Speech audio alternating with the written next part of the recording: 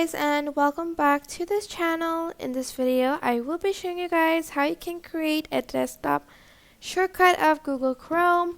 So to do that, you are just going to select your profile up here, select the customize profile, scroll down, and then until you find this, and then you're just going to enable create desktop shortcut. Honestly, that's pretty much it. That's how you can create a desktop shortcut of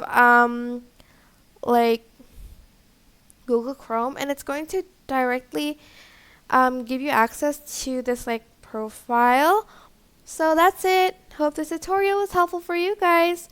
Don't forget to like, comment, share, and also subscribe to this channel if you haven't done that.